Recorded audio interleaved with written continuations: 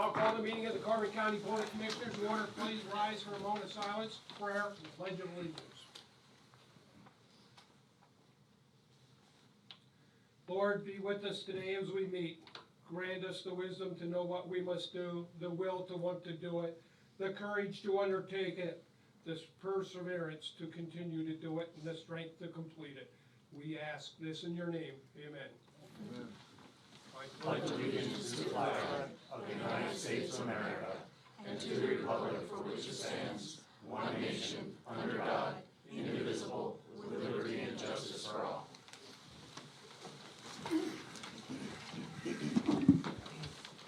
These proceedings are being recorded for the sole purpose of preparing accurate written minutes. Recordings are overwritten following approval of the minutes, eliminating all unofficial records of these proceedings. Approval of the minutes of the previous meeting held January 4th, 2023. Motion approved. Second. Mr. Honor? Yes.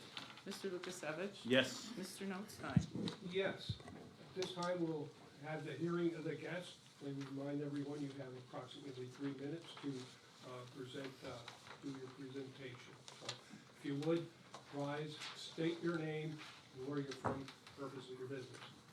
Mr. Parsons. Good morning, Commissioners. It is interesting to be here in a citizen role. So Rick Parsons, now a citizen of Carbon County, previous chief and previous coordinator for both the drug courts and the veteran court. I'm just here to support the position of a treatment court coordinator. We've talked, all three of us have talked individually about all the great work that we were able to accomplish together. One of those things is the treatment courts. And the reason why I was here is not because someone reached out to me from the courts. Participants reached out to me. And I think that's important. They're the ones that reach out to me because treatment courts save lives. There are people in this treatment court that would not be here if it wasn't for the treatment court. There would be just some statistic somewhere out there. Treatment courts work. This is one of the greatest things that Carbon County has implemented is the treatment courts in this county. And we have talked about in the past about having a treatment court coordinator. I can say that last year when I submitted my proposal for the budget for the previous year, that was included in there. Even though it might not have been officially included in previous budgets, but every year that I worked for this county, we talked about the need of a treatment court coordinator. This is not a new concept. The other thing that I want to point out is when you look at treatment courts across Pennsylvania, the vast majority have treatment court coordinators. My previous county, before this, we had a separate coordinator for every court. So they had a mental health court, a veterans court, and they had a drug court. And there was a coordinator who ran each one of those courts. In addition, a treatment court coordinator will just make the program better. I played both roles. You guys all know me. I never worked a 40-hour work week because I died for this place, to be honest with you. Worked hours and hours. I could not do even half of what is needed to be done to be an effective drug treatment coordinator. I think I was really good at it, but just think about how much better these programs can be if there is that treatment court coordinator position. I just pray that all the work that we've created, all the change that we've created in less than 7 months starts diminishing. That's all I have. And before everybody speaks, I'm gonna put my stance on this, what it was, because I think I got a little bad publicity on this. And I was always for this from the beginning, Rick. You've always been dedicated, you've gone above. For us losing you, it was a bad thing. And I've always talked to you and Paul. My problem with this position is it's combined, okay? This position should be standalone, I think it should be a coordinator, and somehow it got combined to be a grant writer. Your job was to run this. You weren't a grant writer for the rest of the county. And we've been going through to get a grant writer. Now, all of a sudden, this is a grant writer that's in this. Last week, I got, the maintenance guy came in, he says, hey, I gotta go up the courts, up to up to Weatherly, and they got a grant for 6 desks. Never knew about it. I want this position to be the, whatever, and I think the title, as a coordinator could stand, but I don't think it has to be slash, a grant writer. That should be incorporated into that. And I just want to go a little bit further on this. I want to tell everybody here, I spoke at the event 2 years ago. My son went through a program, and he is making more money than I am right now, and I see this works, but I need this done right. Combining them 2 jobs is not gonna work. You're gonna stress somebody out. You've seen how it was like with the recidivism up at the prison. What was that called up there that we got rid of? And then somebody came in, they quit. And then, it was, I want somebody in this position that's gonna do the job, and it's coordinator. I don't need this person ordering desks for the rest of the, for the courts. And that's where I stand on it. And like I said, this job, and I think it was like it's not funded. There's a different situation on some of the budgets or some of the salaries that were funded, and that's something that was above what our salary study. This here was from a grant, and that costs the taxpayers nothing. It comes to a grant until the 2 years the grant would be up. And same thing what I told Paul. I said, Paul, you gotta get it in place and then put it into the budget. And I think that's where we're at. Paul's person is working out, at the public defender, and I'd like to see this here too. This program can work, but I think what we're gonna do, we're gonna settle for whatever we get. And I'd like to see, instead of 7 people going through the program, get 15. And I think with combining them jobs, and I said, I think you have to go back to the courts. You don't have to change my mind. I mean, I had all my documents from my kid was signed over when he went through the treatment. I see what the psychologist said. I've seen people that lost kids that want to get them back. I've seen what all of you people have done. And to go just to make it a 2-position job, that's what it is. This is not a part-time job. If we want to move forward in the county, that has to be a full-time job. And if they would come to the board meeting tomorrow and change that and take grant writer out of it and put it in, the grant writer is a job description of the coordinator. That's it. That's not for the rest of the county. That's a different thing. And that's what's wrong here. We're combining too many things and we're not getting what we want. And that's what I'm afraid of. This person is going to be a grant writer and it's going to be taken off of somebody else's plate.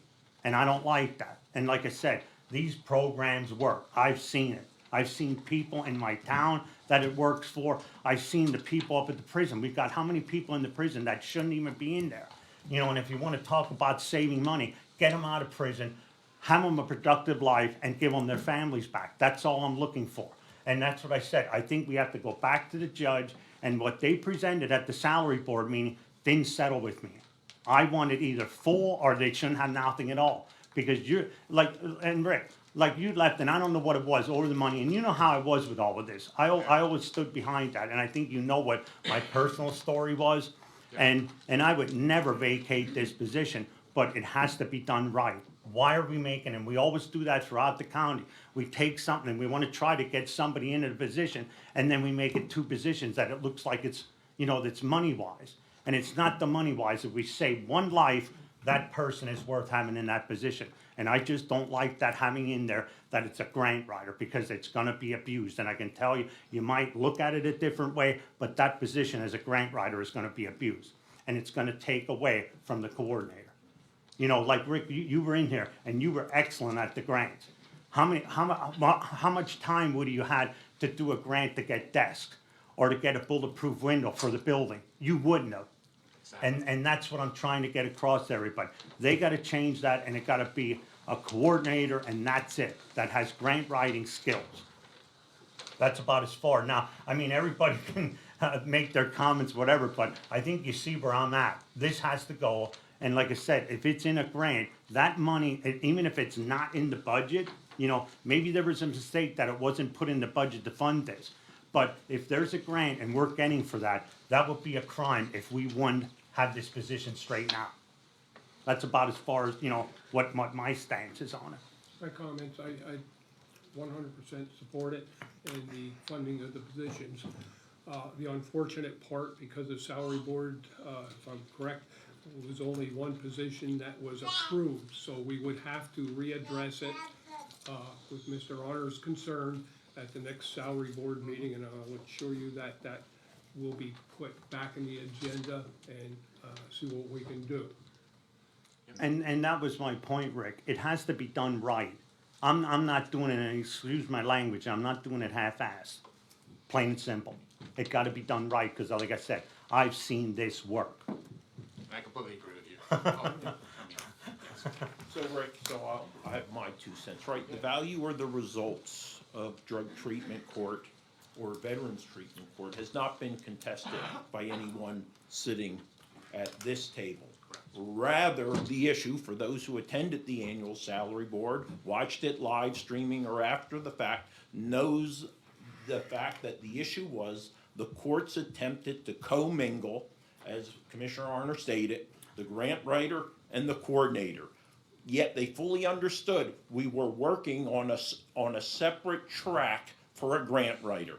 They attempted to commingle it, and that did not fit well with what we thought was the best way to manage grants countywide, to include that grant writer should not be under the courts. It should fall under the Board of Commissioners to ensure that grant writer supported the entirety of county government and not just one specific branch, be it independent or otherwise. And the courts can correct me if I'm wrong, but my understanding of this position was the coordinator grant part would only be for the specialty courts and not involve the rest of the. And I didn't see a job description for this at all. We need a job description that I know that you're gonna get a coordinator that can write grants. I don't wanna see that it's a coordinator / grant writer, because like I said, it's gonna be abused, and the person that's doing the grant writing or the person that's doing the coordination is not gonna be able to do their job fully. Mr. Greek. And I'm not gonna reiterate what was there, but just to address that concern. Because of the nature of the funding for the treatment courts, there is an aspect of being the coordinator that revolves around administering the grant, reapplying, redoing new statements. And I think that's what the court was getting at. I shouldn't speak for them. But I understand what you say. You need a job description so it shows what it is. But I don't think that in terms of administering the grant for drug treatment court would be that far off of what you're talking about. That's an integral part of being a coordinator, and I think that was on there. I don't think the courts want a grant writer just to write grants. I don't know where it's at, Mike, because we But- were in the subject of talking about getting a grant writer, and I think when Rick was here, we were talking about a coordinator Right. that had grant writing abilities. Now it's grant writer / whatever, and that's not gonna work for me. I think the court needs to clarify that. Exactly, for the Board and of they Commissioners, and I could wasn't in- call for an emergency meeting tomorrow, if they wanna hire somebody, then let's get it done. And I don't was- need to sit for a month No. and just have, I had nothing, Mike. I But had I no wasn't- job description. Right, and I wasn't in the executive session for the court, so I don't know how it was presented that way. And But Rick- I know and Rick in worked on doing it this- with Rick was that it was integral in every aspect of what we do in order to administer that grant and coordinate that whole program. The money that's needed is utilized within the coordination. And I think when- And you need that one person doing it. You can't take that and put it into, and have another individual in another department apply for and administer the grant. It's like my victim witness coordinator. They administer that RASA grant. They're filing the reports every week. It shouldn't be a separate grant writer for it because they know exactly what they're doing. And I need that in writing, I gotta see what Yeah. that is, and I don't want somebody to come back for me 3 months from now, oh, they had to write a grant for something else. And that's not what this position was for from the beginning, and I think Rick intended it to be a coordinator, not / whatever, you know? I think well exceeded my 3 minutes. Yeah, no, As no. usual, I don't think I've ever kept down to my time limits that you guys have given me.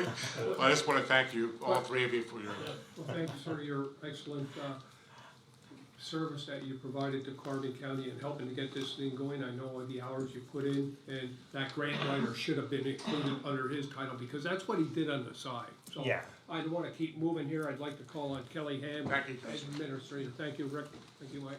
I would just like to report in that the job description was submitted previously, so the commissioners should have that. And I've never seen it, It okay? was I mean, I've submitted. seen parts of it, but I don't think there was ever a discussion of it. Like, we're having a discussion right now that I don't want it, grant writer in that job description. I don't think we ever had a discussion like that. It's brought to our attention, it's put on the agenda, and there's no discussion. This is a discussion that should have happened and make sure that this job is right. And like I said, I want it right. I'm not gonna have this person come in and then you hire somebody and all of a sudden, and we've seen it all the time, you put more on their plate and then they quit and go someplace else. And it's like, oh, it's the salary, they're leaving. No, we don't do the jobs properly sometimes. And that's what I want. I want this job done right, and that's the way it gotta be. Okay, at this point in time, I really want to hear from the participants in the specialty courts and their families. So one at a time, please state your name and where you're from. Please speak loud and clear. Hi, I'm Joseph Collins, participant in the drug program. I think a big concern we have is that this program might end, and we're all perfect examples that it works. I went from being a drug user to having custody of my 4 children. I work a full-time job in a management role, and I'm helping others in my community. So if there's any decisions being made on potentially ending the program, please consider the fact that, you know, this could all go away from me.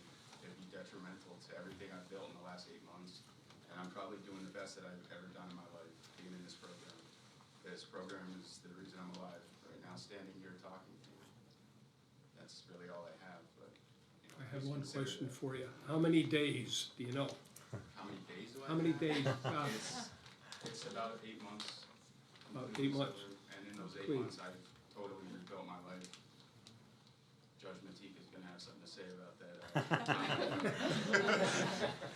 that is accurate. That's all I have, I just. And, Thank and, you. Thank you and for thank you for coming. that, because I said, everybody needs the opportunity, and I said, I'm still going back to this job, this duties of this person has to be focused on that. And if we're cutting back, people like him are not gonna get help, people like you are not gonna get help. And I'm not gonna settle for anything less than a grant, or a coordinator with a job description that has grant writing specifically to drug courts. Like, I don't need him to know how to write a grant for a swimming pool, okay? He needs to write a grant that, and Mike, you agree with me, or, you know, I see you shaking your head back there, but that's what has to be done. And I said, if it has to be an emergency meeting tomorrow, then let's get it over with. Other participants or family members, please. My name's Ryan Billman. I'm a participant in treatment court. I'm the perfect example of this program works. I couldn't go 6 months without going to jail. And now I got over 9 months, going on 10 months clean. And I've never felt better, ever. You can even ask my father, like, That's Is that great. your I son mean- there shaking his head? Yes. my nephew. Oh, Close enough. No. I heard talk that they're talking about doing away with the program, and this program saved my life, so.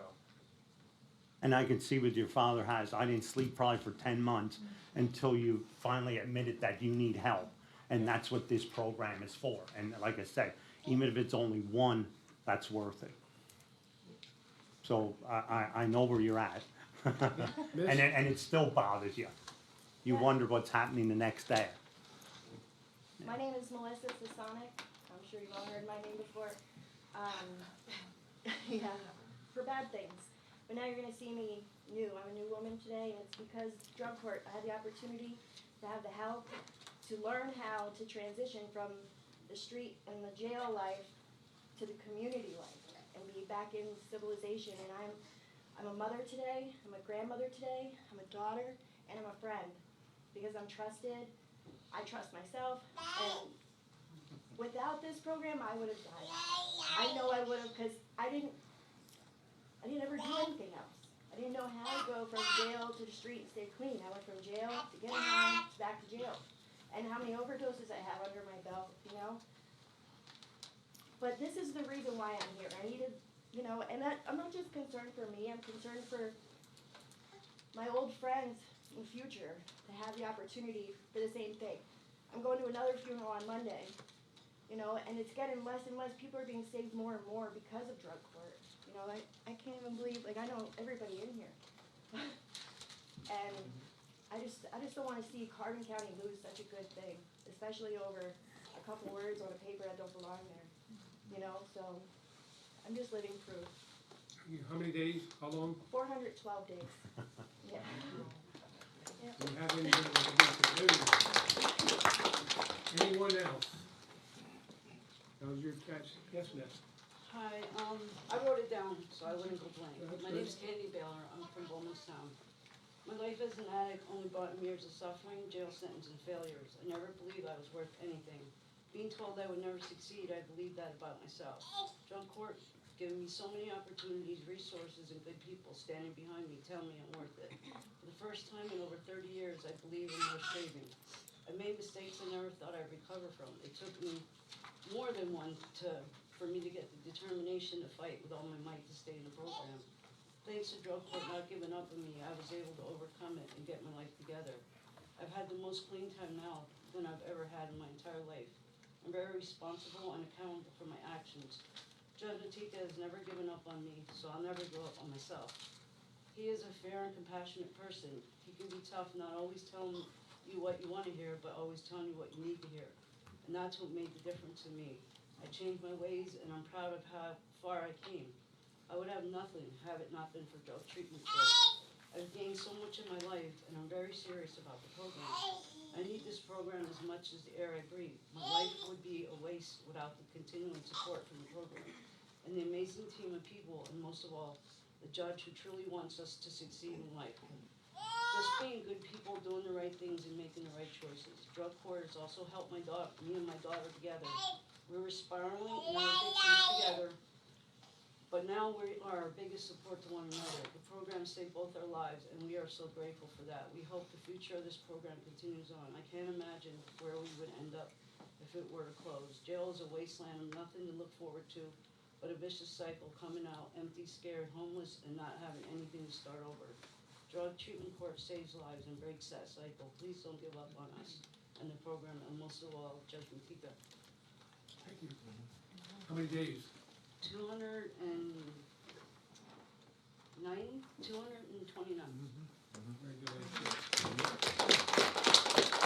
Anyone else? I'm Carolyn Williams. I previously worked for drug and alcohol, and I also got to sit in on the drug treatment court team at one time. I also, rewinding back many years, I helped stand outside with the petitions to start drug treatment court.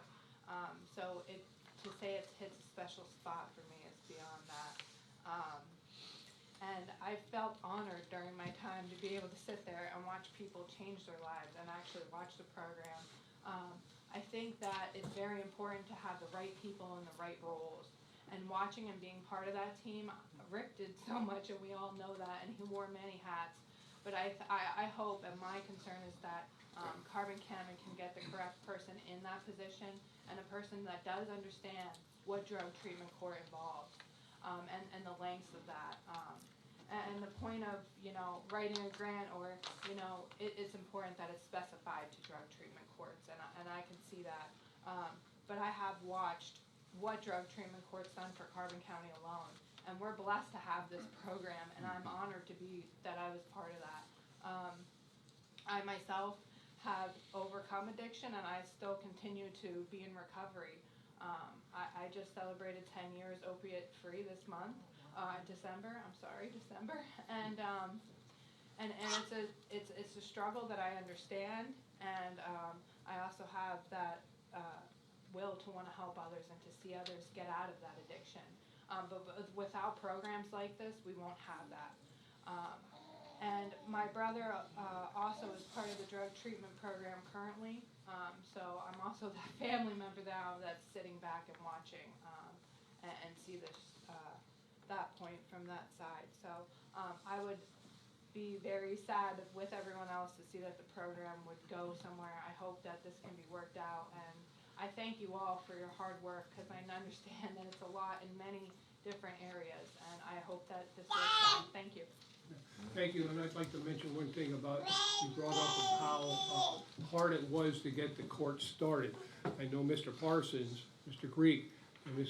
Am here were all involved back then in trying to justify just to get the Veterans Court started. I think it's important to note how many people around that team that meet with these people on a weekly basis. You have the adult probation, you have the district attorney, public defender, you have a judge, the court staff, your coordinators, drug and alcohol, veterans representatives, career personnel, let's see, I'm missing drug and alcohol, and several other people involved, and I would say probably about a dozen people involved at any given time at one meeting, but there are so many others behind the scene that go put an effort into helping these people get out of the bad habits that they had and get back on the right track. So thank you for bringing that And up. one other thing, it does take a village, like you said, you know, and it's life or death. That's how important it is, so, thank you. Thank you. Anyone else? I'm Danielle Beers and I'm in drug treatment court. So I entered drug treatment. I'm in it for a long time. I stumbled, I fell. I stumbled, I fell. And with the help of Judge Matika, drug and alcohol and probation, I'm back on track, and I've been doing very well. And if it wasn't for drug court, I don't know where I'd be, to be honest with you. It's gotten me closer to my family. It's just so much. And I think, like, everybody here is a testament that it works. And it would be... And I'm gonna maybe continue again on my track, but I think like, and even Joe or Rick can attest to this, I think we were the example for the state. I mean, when we go to CCAP, other counties that don't have it, they inquire on how this can be done. And to get rid of this would be a crime. And I said, maybe people got the wrong interpretation that we're getting rid of it. We're not. I mean, that's my point, and I'm sure the other two commissioners are, that it's not gonna happen. But I said, it just has to be run right, and I don't want it to go wrong. That's my point. I said, I've seen where you're at, and I think the one that was talking there, her husband was my neighbor. And I've seen things, I've spoke about 3 kids dying from our baseball team, our wrestling team, over the years, and I've seen it. And it's great to have a program like this, and you can't stop it. You know, it gotta keep rolling, but it gotta get bigger and bigger, and that's where I'm heading. Anyone else?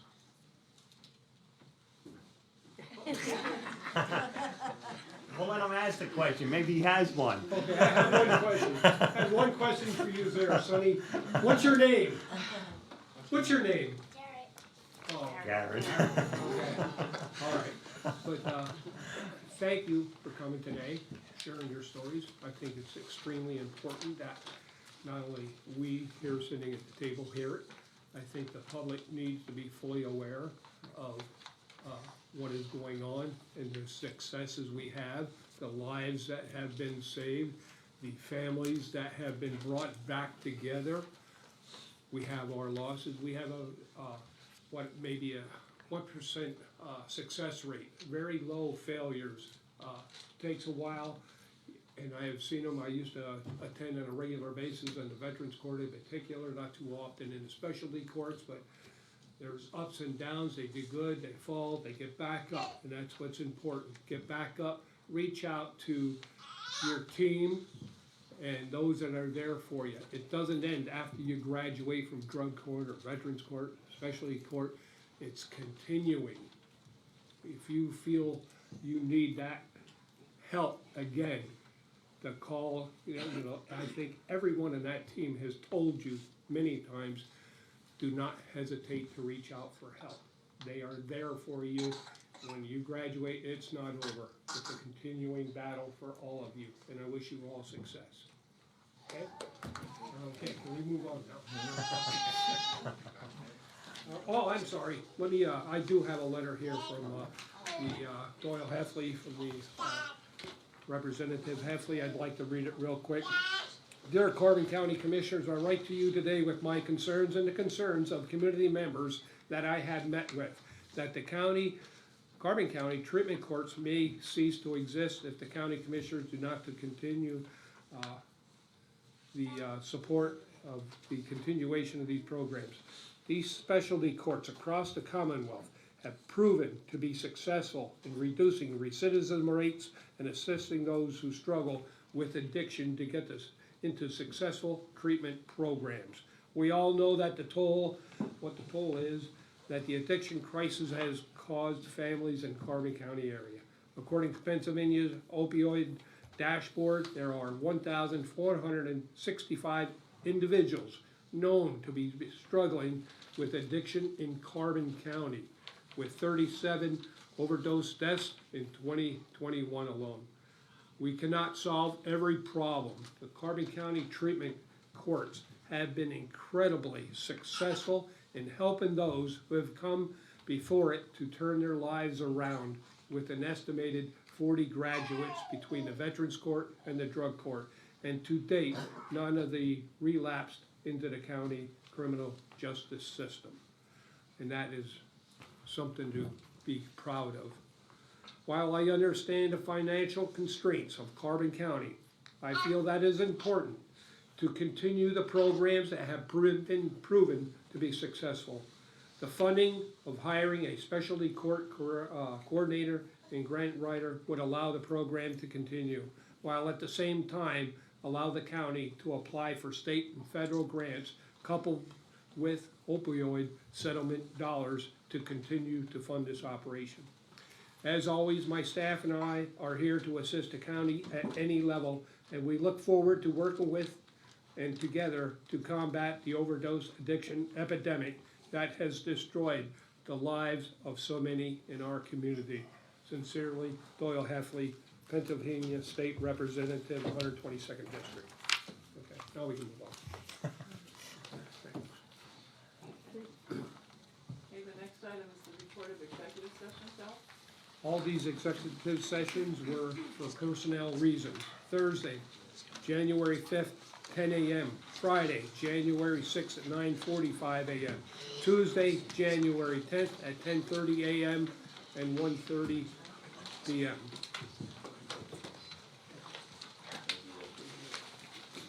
The next item is the budget transfers for the years 2022 and 2023. Motion approved. Second. Mr. Honor? Yes. Mr. Lukasevich? Yes. Mr. Notstein? Yes. There are no supplemental appropriations. Expenditures. An approval of check number 233562 for expenditures to the general fund clearing account. For the capital projects fund, $3,188.48. This is a ratify, please. Motion to ratify. Second. Mr. Honor? Yes. Mr. Lukasevich? Yes. Mr. Notstein? Yes. Approval of check numbers 233563 through 233744 for expenditures to the general fund clearing account totaling $1,273,624.66. Move to approve. Second. Mr. Honor? Yes. Mr. Lukasevich? Yes. Mr. Notstein? Yes. The treasurer's report? Move to No, accept. second. Yep. Mr. Honor? Yes. Mr. Lukasevich? Yes. Mr. Notstein? Yes. The personnel report for county departments. Motion approved. Second. Or acknowledged. Yeah. Oh, no, it is approved. Yeah. I'm on the wrong one. Mr. Honor? Yes. Mr. Lukasevich? Yes. Mr. Notstein? Yes. The acknowledgements for courts and row offices. Motion to acknowledge. Second. Mr. Honor? Yes. Mr. Lukasevich? Yes. Mr. Notstein? Yes. Correspondence was received as listed. Copies will be made available to the press upon request. Boards and authorities, the Airport Authority, a reappointment to a 5-year term to expire December 31st, 2027. Mr. Wallace Potowski of Lehighton. Move to reappoint. Second. Mr. Honor? Yes.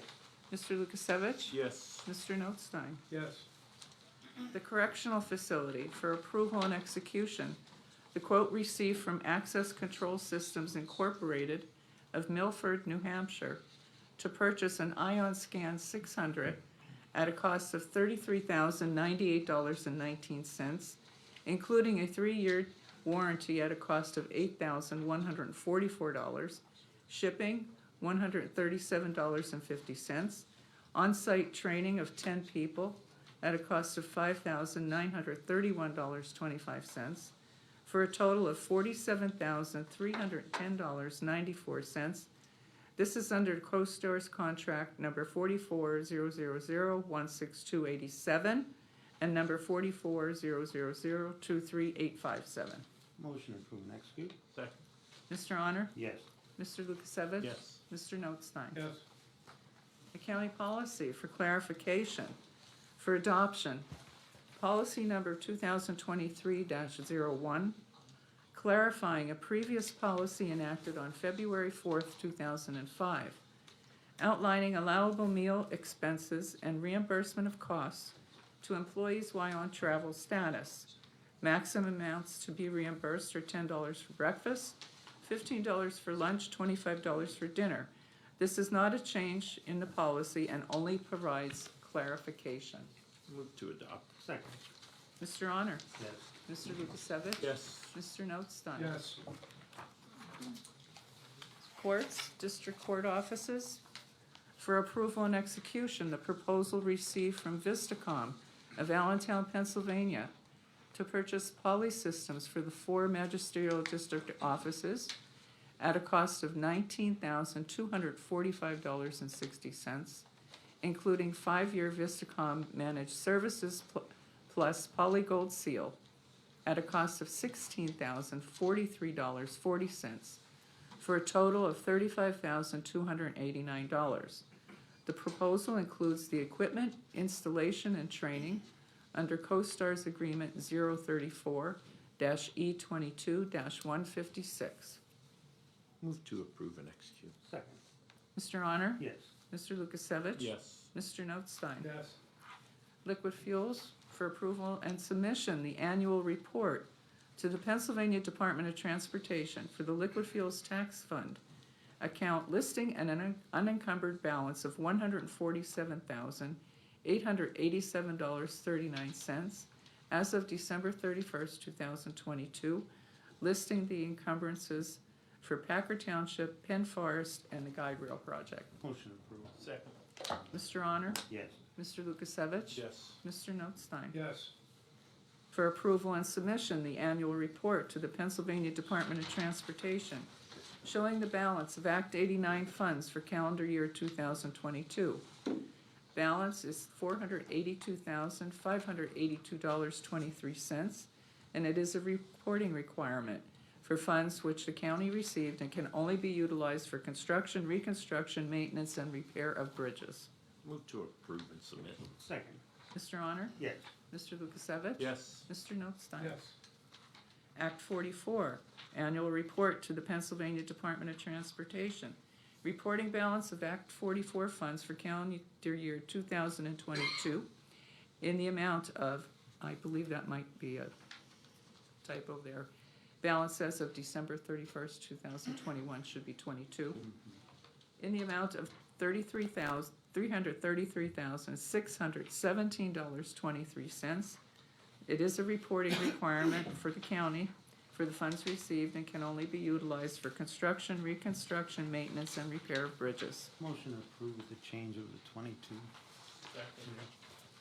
Mr. Honor? Yes. Mr. Lukasevich? Yes. Mr. Notstein? Yes.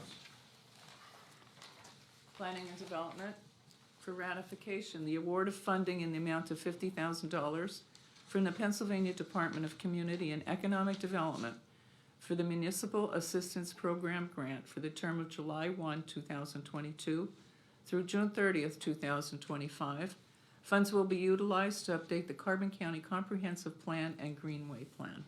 Move to ratify. Second. Mr. Honor? Yes. Mr. Lukasevich? Yes. Mr. Notstein? Yes. Fair housing, execution and submission of the fiscal year 2022 Fair Housing Annual Report as required by the Community Development Block Grant and Emergency Solutions Grant Program. Motion approved. Second. Mr. Honor? Yes. Mr. Lukasevich? Yes. Mr. Notstein? Yes. Procedure considerations for approval. Invite via official correspondence. I'm You- sorry, Ellie. Excuse me? The order, did we hit those? Yeah, I think you Oh, I'm missed the sorry. Oh, yeah. I did miss that. Right. Sorry about that. CDBG fiscal year, Jim Thorpe Borough for approval and execution. A proposal received from LB Water Service Incorporated of Quakertown, Pennsylvania, to purchase materials for fiscal year 2020 Jim Thorpe Borough Cherry Avenue water main replacement at a total cost of $34,293.05 under CoStar's contract number 016 E22-21. Motion approved and execute. Second. Mr. Honor? Yes. Mr. Lukasevich? Yes. Mr. Notstein? Yes. Procedure considerations. For approval, invite via official correspondence, municipality elected officials to attend a designated weekly public meeting of the Board of Commissioners for the purpose of presenting an annual State of the Municipality overview to the Board of Commissioners, attending public and media. Move to approve. I mean, I'll second this just to forward the motion, but what is any different than what we do to extend out to the municipalities to come anytime they want?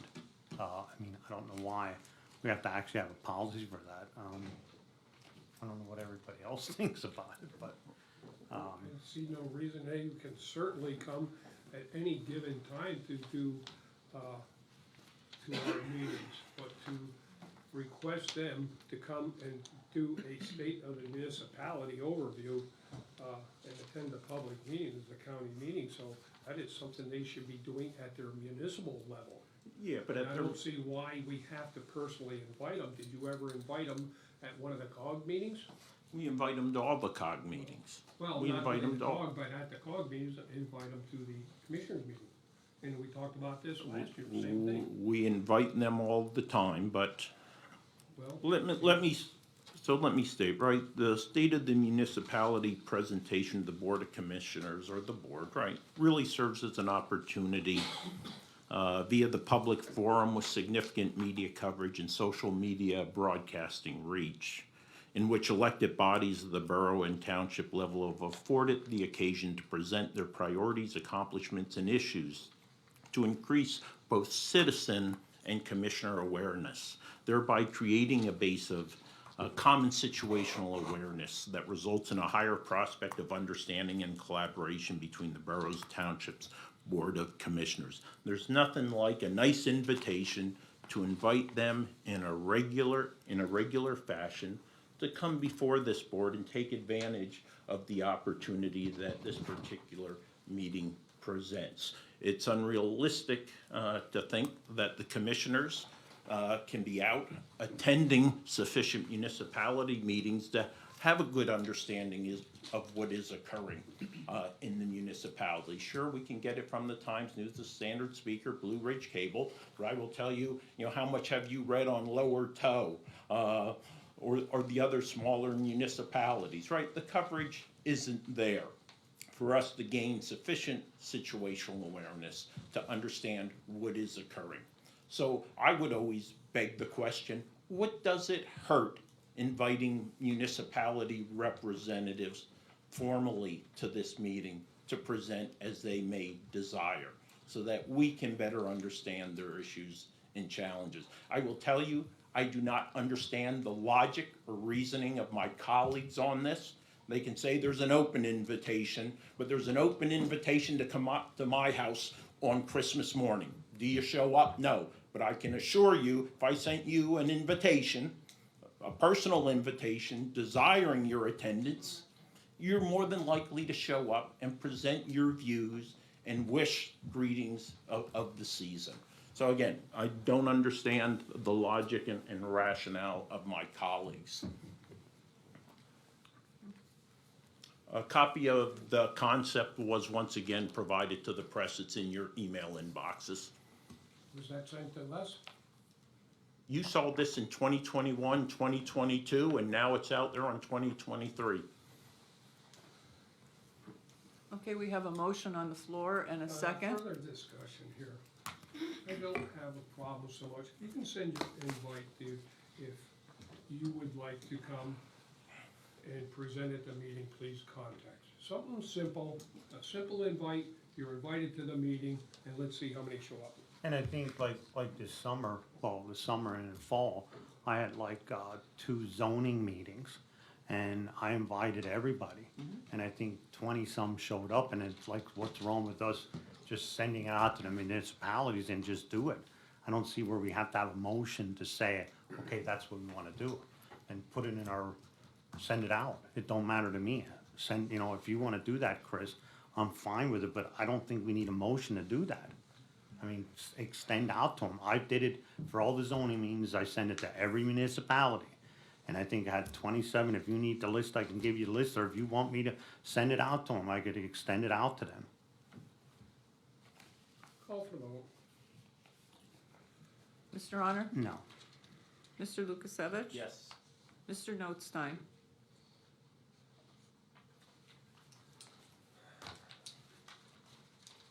I don't think we have to, but we'll send an invite. I'll go yes on this one. Okay. Next item, for approval. Commence renegotiation of the hotel tax distribution terms of Act 18 Hotel Occupancy Tax Contract between the Pocono Mountain Visitors Bureau, Carbon County Chamber and Economic Development Corporation, the official county tourism promotion agency, and the government of Carbon County. Move to approve.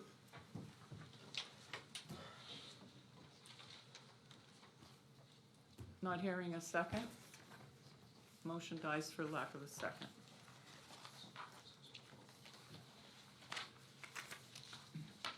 Next item for approval. Establish no later than January 31 of 2023, a working group to develop a roadmap within 90 days for the gradual elimination of non-essential Carbon County government's 23 post office boxes at the U.S. Post Office in Jim Thorpe, which currently costs the taxpayers in excess of $50,000 annually, measured in time, salaries, and efforts. Move to approve.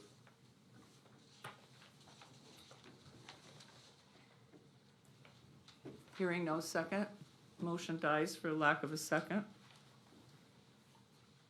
For approval, institute a revised Mock Chunk Lake Park admission policy that prioritizes Mock Chunk Lake Park beach access on Saturdays, Sundays, and county holidays during the swimming season to county residents, includes Coaldale residents attending the Panther Valley School District, season membership holders, senior citizens, veterans, Mock Chunk Lake Park campers, and pavilion renters. Move to approve. I'd like to table this maybe for another week, because last night, in fact yesterday, I talked to a couple of the board members, and this is something that, what is it gonna cost us? How is the operations gonna keep going? I mean, there's a lot of things that should be reviewed on this. And last year, when it was closed at certain times, the vendors came in and they complained that they wanted money back. So this is gonna affect everything, and I think this has to come from a recommendation from the committee that's there. Let them analyze it and I think when COVID closed us, I think I could be wrong, but I think they said somewhere around $16,000 was brought in, but the annual is $150,000. So where are we gonna get the money to keep this going? And I think sometimes we have to go in a different direction, and I was always, if we're charging our county people so much, and if we wanna try and regulate it a little bit, then alter the fee to come in. Just like our parking lot. I mean, the parking lot, we have it, I think it should be if people are coming here and they're on the weekends, they're gonna pay $35 no matter where they're at. And, you know, I think I would like to have this table just for that reason, because where is this gonna put us financially, you know? And I don't wanna have it that we run out of funds and then we're taking it out of other funds, out of the parking lot, and then next thing, what is gonna happen here? Is the park gonna be you know, just a private swimming area for people? I mean, I need more information on this, and I'm not saying it's not a good idea, Chris, it's just, we need more information provided on us to make a decision. I would agree. We don't have a revised policy at this time, correct? There is not a revised policy. Okay, we're going back to just like we have with the job descriptions, unless we see it. But I would support that, and how are we gonna control it? Because, you know, the people that get turned away from Beltsville or other areas, I just fear for the safety of the people that are refusing to allow someone in too, is another issue, and how are we gonna handle that? So I would agree with Mr. Warner. Either we get a second on the motion to table, or let it die for lack of second and work on it. So I'll make some comments. The Parks and Rec Commission received the overview of this in October. We're 3 months past that. They have not provided any input. And to my understanding, tomorrow this is gonna be discussed at their meeting. Am I correct about that? I haven't seen their agenda yet. I Well, don't that's know what I if was it's told been- yesterday, so. I don't know I if think it's making been. a decision is a little premature if they're gonna, I mean, we don't vote on things before things are recommended to us, I think. No, that's fair enough. Again, though, let me continue. So the estimate of the loss based upon the policy, which only really has restrictions on Saturdays and Sundays and 3 holidays, is about $50,000 to $60,000. All right, so I do know that there is a sponsorship that was received by Mock Chunk Lake Park of $50,000 for the next 5 years. There's $50,000. Also, those who follow me know that out of 101 days at Mock Chunk Lake Park in the swimming season, looking at 2022, 29 days the park was unable to charge admission due to a lack of sufficient lifeguard coverage. You need to have at least 2 lifeguards to charge admission. If you average out the 101 days, bring in about $2,000 a day. Obviously, we have spikes on Saturdays, Sundays, holidays, and extremely warm days. So talking about, you know, how do you make up any potential revenue downfall? First and foremost is you look at increasing the lifeguard coverage days, and that's through incentives. And something HR has been talking to Mock Chunk Lake Park about. So you increase the number of lifeguard coverage days, which increases admission. You increase the number of county users and other users. I would say the initiative with Carbon Transit of the beach bus on Carbon Transit. Atlanta will be speaking about that next month. A shuttle that runs between Mock Chunk Lake Park, Jim Thorpe, Nesquehoning, Lansford, and Summit Hill to Mock Chunk Lake Park, again, increasing the number of users. Promote the memberships, which currently stand at $477, and modify the membership fees to be closer to the actual value of the experience that Mock Chunk Lake Park provides. Event user fees. For example, we have numerous organizations that use Mock Chunk Lake Park for a value that is very much undervalued.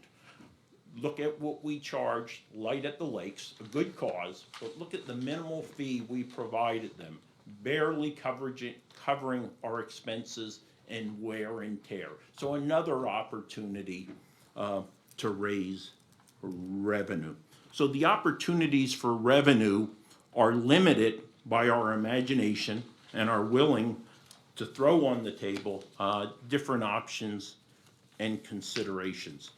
But I do believe it would be appropriate for the Parks and Rec Commission to take a look at this finally and formally and come back to us. So therefore, let's go ahead, direct the Parks and Rec to formally examine this and return to us in March with their recommendation. Now, I will state up front, if you watch the Parks and Rec meetings, which I live stream, they have been a quite passive board. Very good, a lot of experience, but passive in nature. But I am gonna give them the benefit of the doubt that they will actively and aggressively look at this, because we realize it is in the best interest of Carbon County and the residents and their quality of life and experience. Again, we never want Mock Chunk Lake Park to become synonymous with Beltsville. And if we don't take a measure to prevent that, that's what you will have. No one 10, 15 years ago would ever think Beltsville is where they are today, but they are. Fortunately, Carbon County has a lake that we lease that we can actually control and ensure the quality experience, but not unless we take action and not maintain and sit back on a status quo. That's all I have. Okay, so we do have a motion I made a motion. to table. Yeah. Do you have a time frame?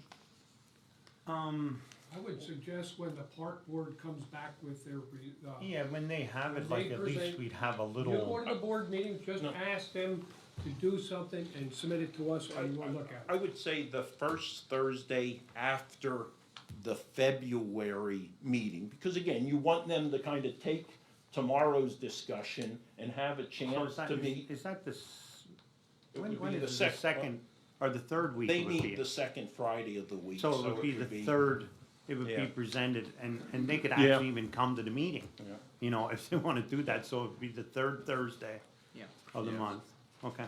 Okay, so that's the motion, to table until recommendation is received from the park board after their February meeting. Let's get an actual date You on want an that if we actual could. Yeah, absolutely. Because otherwise we'll be here on Memorial Day weekend, that Thursday. Okay, Yeah. so, do they meet on the 10th or the 17th?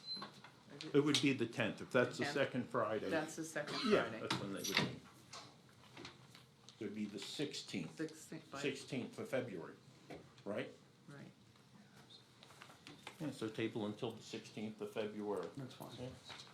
Yeah. Do you need me to say it again? No? No, I'm just concerned about the agenda, Yeah.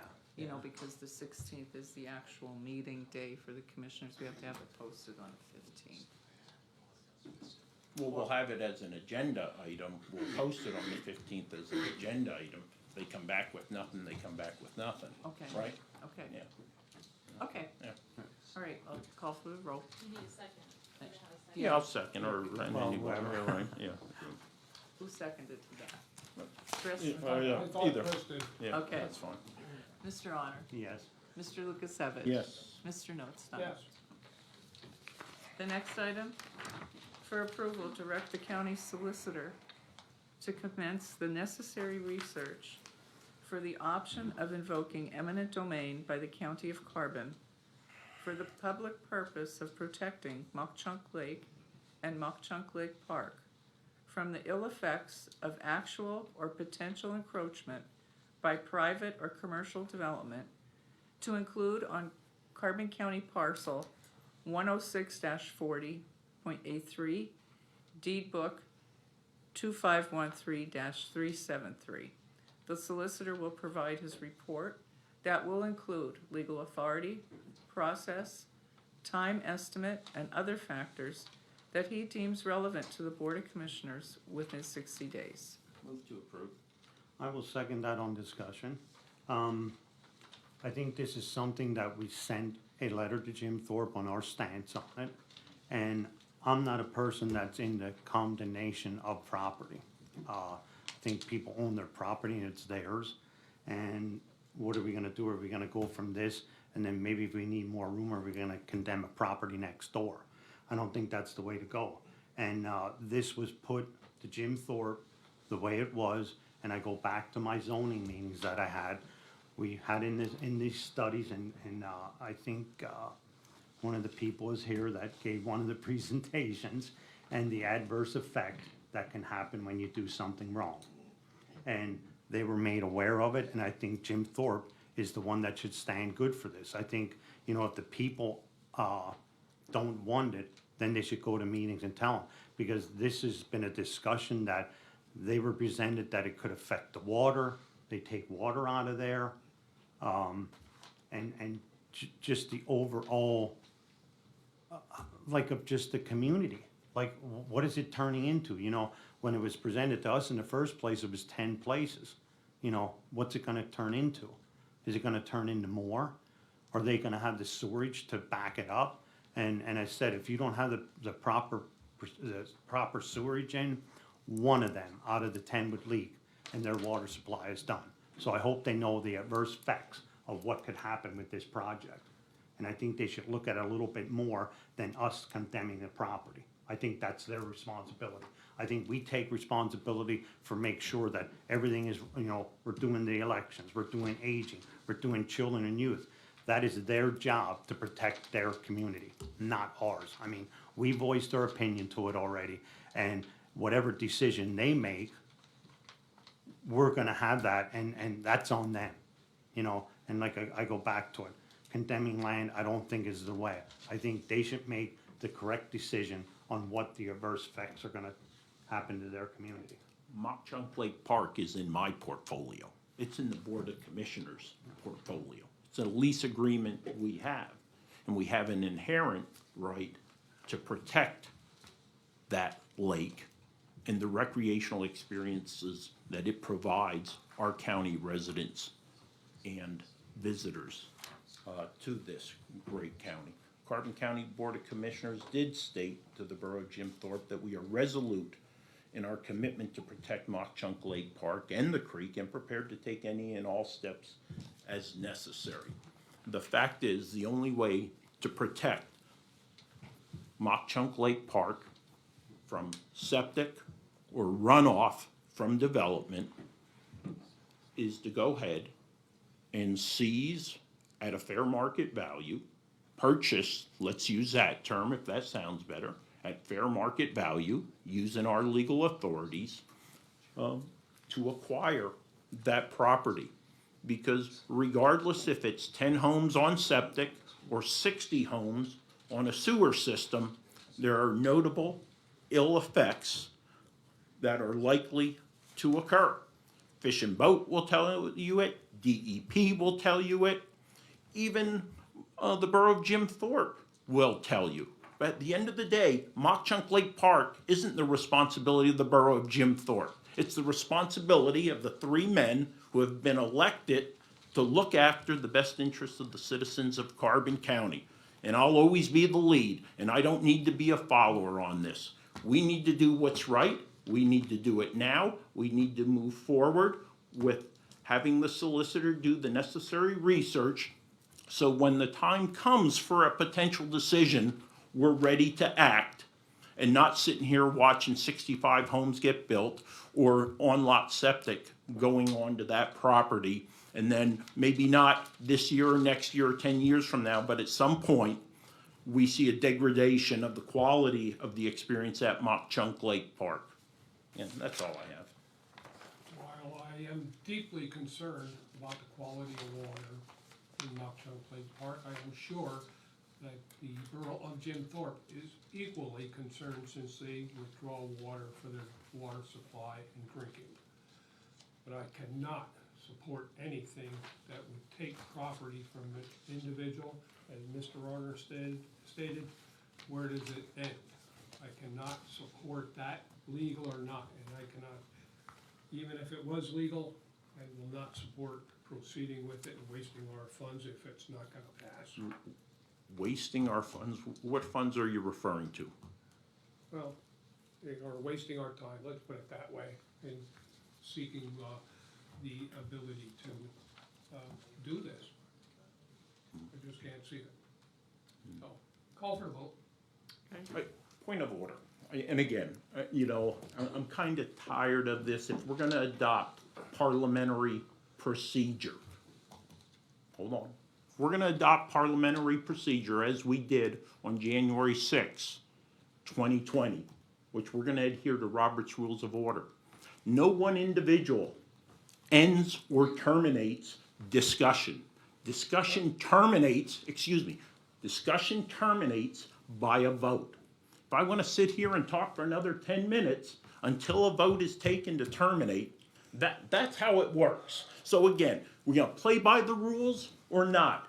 Then if we're not, then we need to go back and rescind the motion of 6 January 2020. Because I'll tell you, I'm going to come at folks, right? I'm going to come at you with lawfare. I'm going to come at you with fiscal concerns. I'm going to use parliamentary procedure, and all after using logic and reasoning, right? I'm going to come at you every single way. And again, let's play by the rules or let's throw the rules out, and let's have chaos. Yes, Mr. Lukasevich, I thought you were done. You continue then. I am now done. I rest my case. Call for the vote. Mr. Honor? No. Mr. Lukasevich? Yes.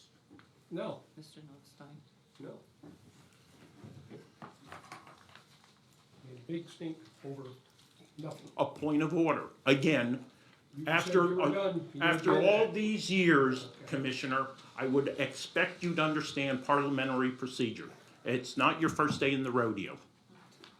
So you never listened to me before on certain things. Okay, let's move on.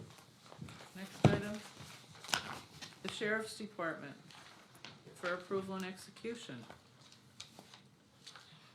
Annual maintenance agreement with Johnson Controls. Fire protection, excuse me. Of Allentown, Pennsylvania. For CCTV security camera system located in the Sheriff's Department for the term of February 1, 2023 through January 31, 2024. The total annual cost, $9,078. This is an increase of $431.15. Pennsylvania State Contract number 44000, 23962. Motion approved, execute? Second. Mr. Honor? Yes. Mr. Lukasevich? Yes. Mr. Notstein? Yes, Mrs. Horner, would you like me to read the next motion? No, I'm fine, thank you. Okay. Vehicle fleet financing for ratification. Proposal submitted by Enterprise Fleet Management of Harrisburg, Pennsylvania. For one additional vehicle, under the Vehicle Fleet Financing and Maintenance of the Master Open-End Equity Lease Agreement approved April 27, 2017, agenda number 17-159, and renewed on July 28, 2022, agenda number 22-368.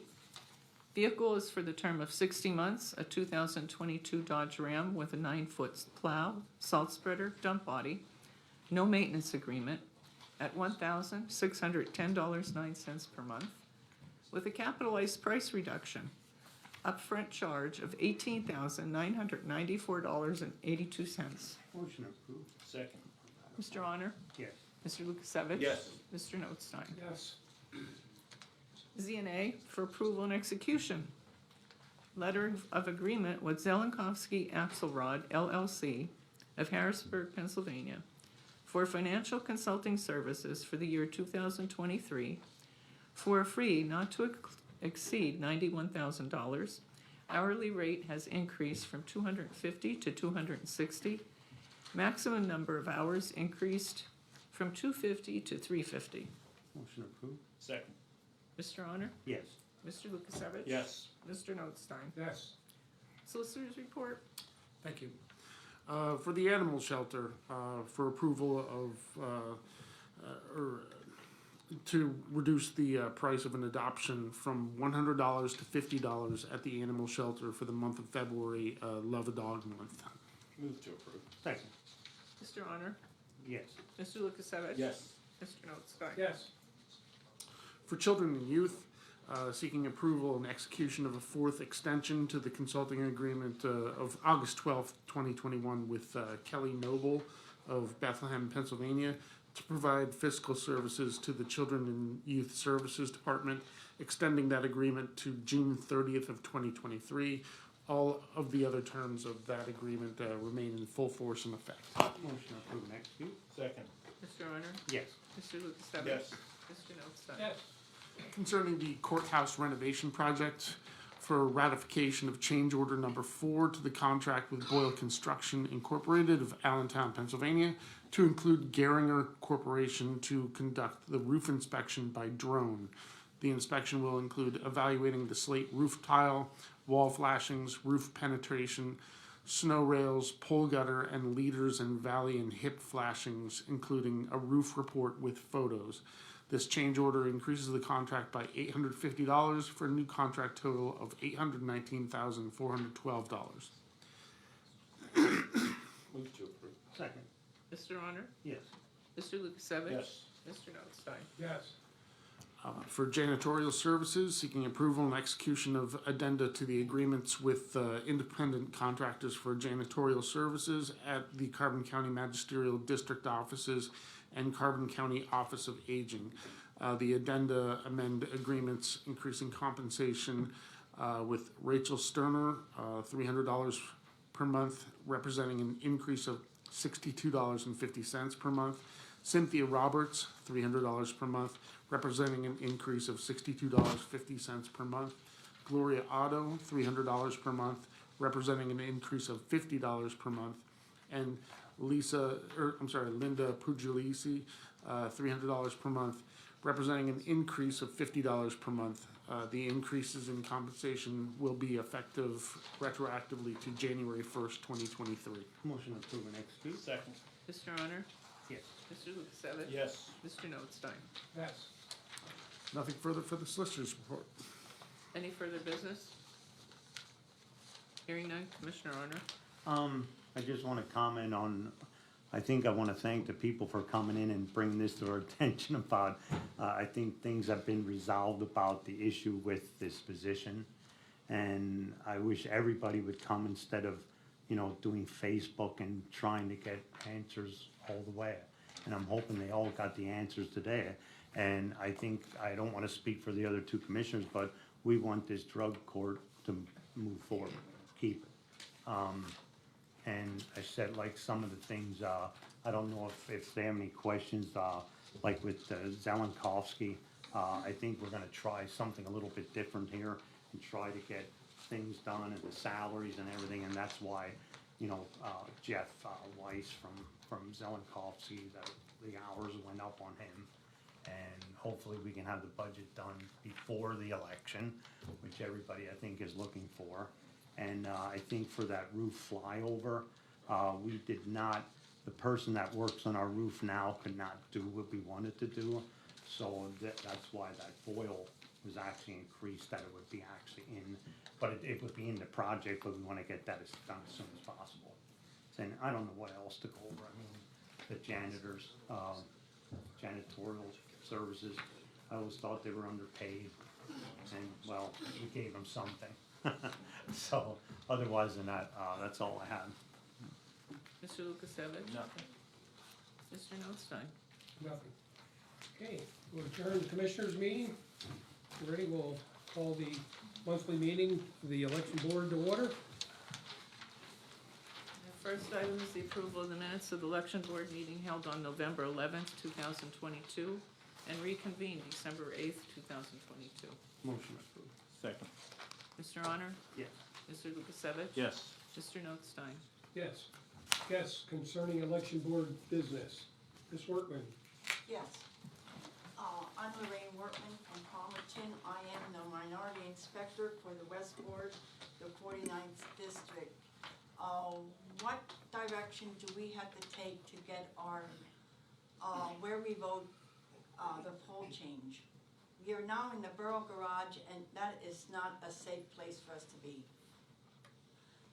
There's a grate going through the center of the garage, they cover it with this big rubber mat, but we have to still watch that people don't trip on it. The doorway coming in, it's hard for some people with the wheelchairs to come through it. That's the only entrance coming in because the other door, there's no door handle on it. Last year, they had this big propane tank with a heater on top that heated the place. This year, they brought a small propane tank with this industrial heater that blew the heat out. And at 5 o'clock, nobody was there to change it. Thank goodness our judge of election, Dan Geisinger, was there to change it over to another tank. And it's us as well as the middle district there.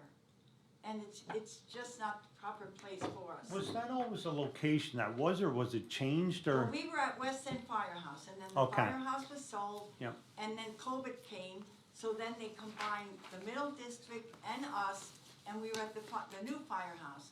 But the new firehouse, the firemen say it's inconvenient for them, they'd have to take all their equipment out for those 2 times a year. We are trying to see why they can't check into the Sokol Hall. That has a ramp, that has a parking lot, to see why we can't go there. I can see why they can't do it at the Borough Hall, because I'm almost sure the ladies' room is upstairs, and it would be too inconvenient. And the only other place I know, which I don't even know they'd allow, is the Catholic Church. There's nothing else available. That's why we were thinking the Sokol Hall, they had the ramp, they had the parking lot. And is Plus, there- they wouldn't have to bring the tables and chairs in because they're there. Is there any voting at where the senior center was anymore, or is that not there either? The senior center, that's They- another district. Okay, they still have it there, Yeah, yet, that's but at that's the right, ambulance near the building, fire right. company, like the Right. fire company just, Exactly. But we're real, it's just, it's very inconvenient. Ms. Wortman, numerous times we've engaged with the Borough of Palmerton, elected officials and employees in regards to the fire hall. Other municipalities throughout the county allow use of their fire stations for a slight quote-unquote inconvenience. I consider it to be unfortunate that hall, the fire department building, is not being allowed to be utilized by you all. But I do believe the election director needs to look again at Sokol Hall to see if it might be more suitable.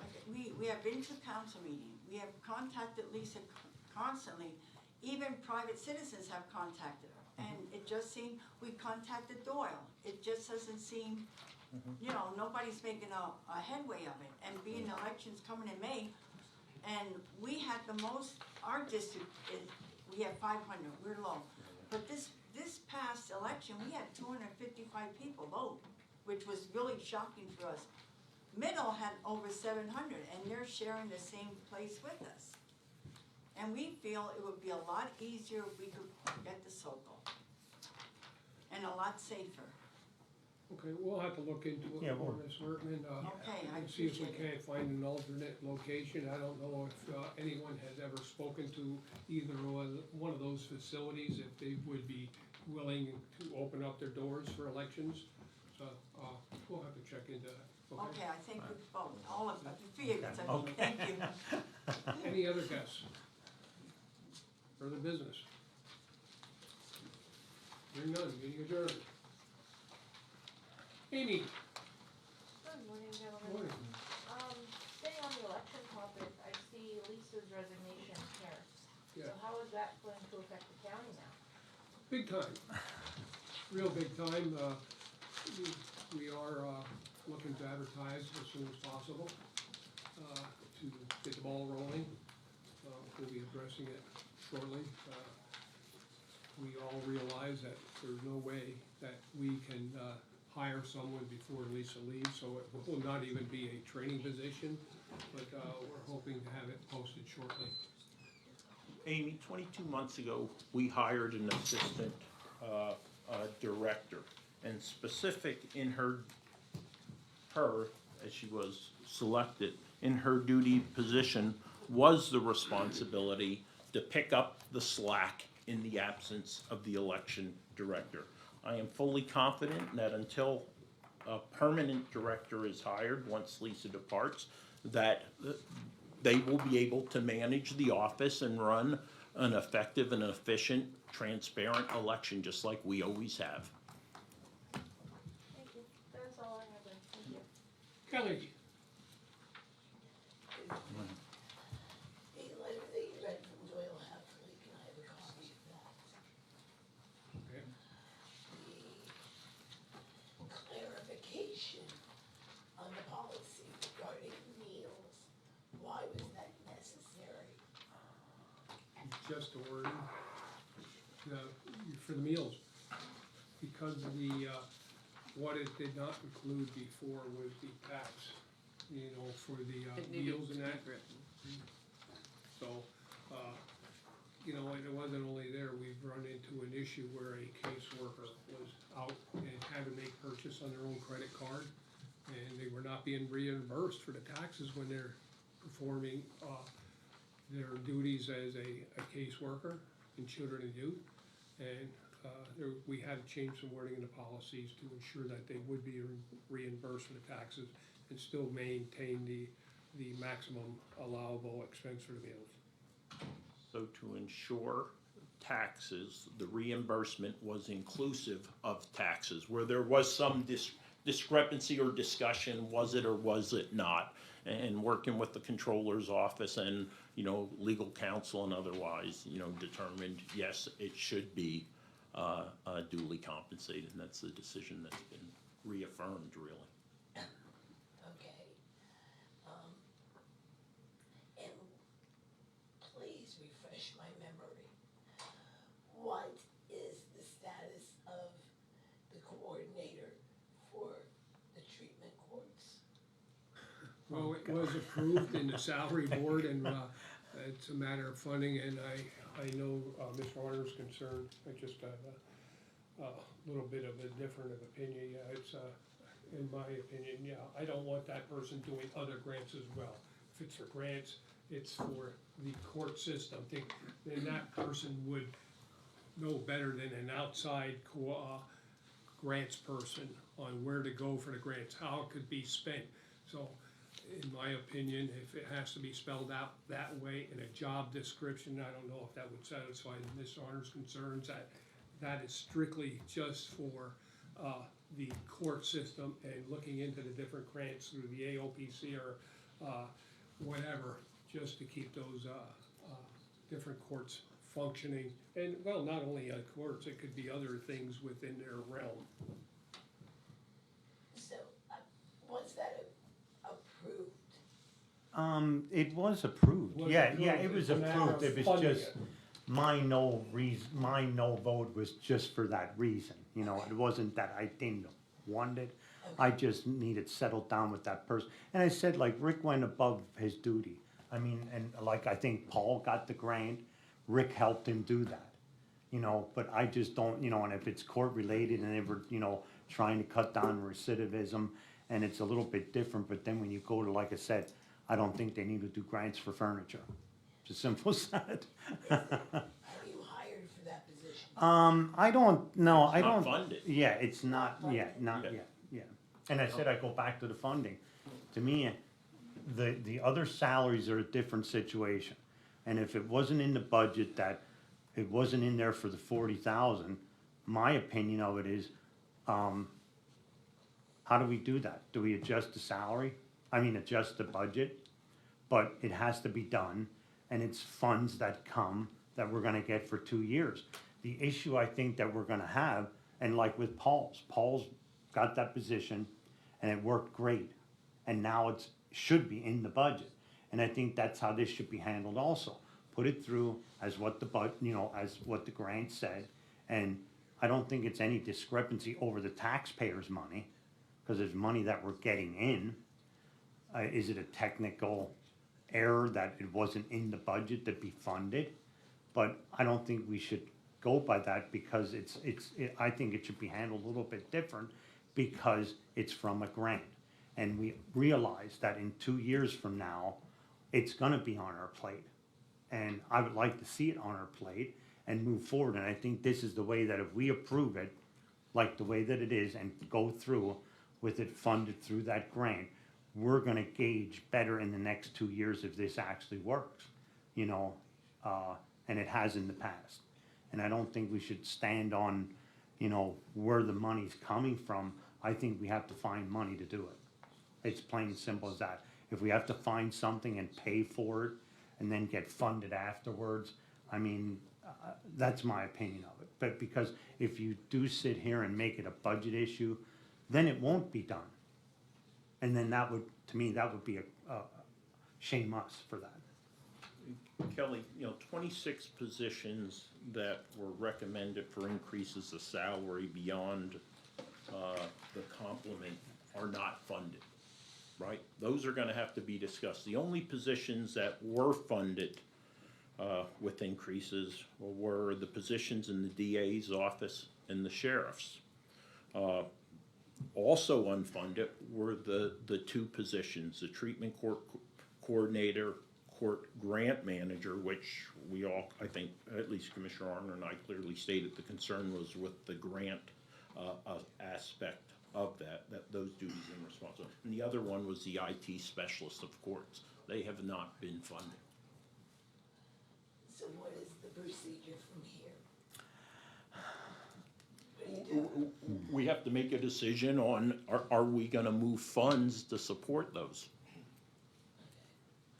And I've already made my decision on the ones that are above. Yeah. But I said the ones that are grants, I think there's one or two of them that are through grants, I think should be handled a little bit different. And I think even, I think the sheriff was here, he gave up 3 positions to get 1 full-time. So actually, is that an even trade, or did we get more money put back into the pot? You know what I mean? Is there $2,000 more? Same with some other, other things. So there have been people that have been coming out to try to work with us to make it work. And put it this way, within the next week, we're gonna have to make that decision, and we're gonna have to make that decision on funding this. And I'm for funding this new position, as what I stated. I want that slash, whatever you wanna call it, it's like, it says, it shouldn't be. There should be separation. And I think I talked for 15 minutes before on it, and that's my view. And I said, it works, it gotta happen, and we're gonna have to find a way to fund that, even if we don't agree with the other funding. Okay, Yeah. that's all I have. Um, Thank you. All I have is $50,000 for your comprehensive plan in Greenway. What kind of all that entails? That's the, long-term plan. I think the current plan, I think it's 12 years old. And it gets, 10 years old.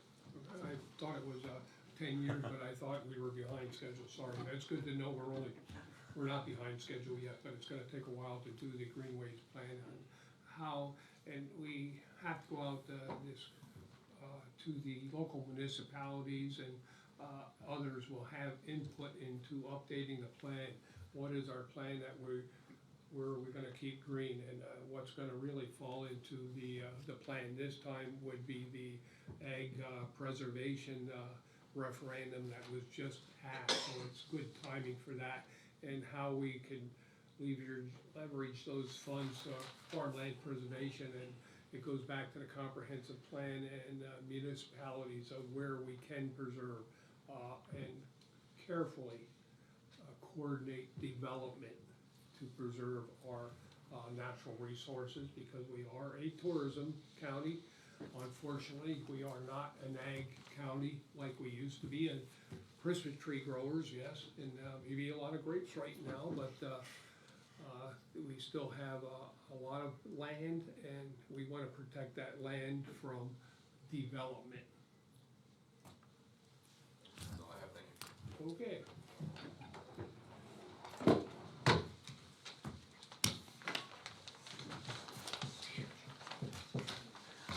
What was that?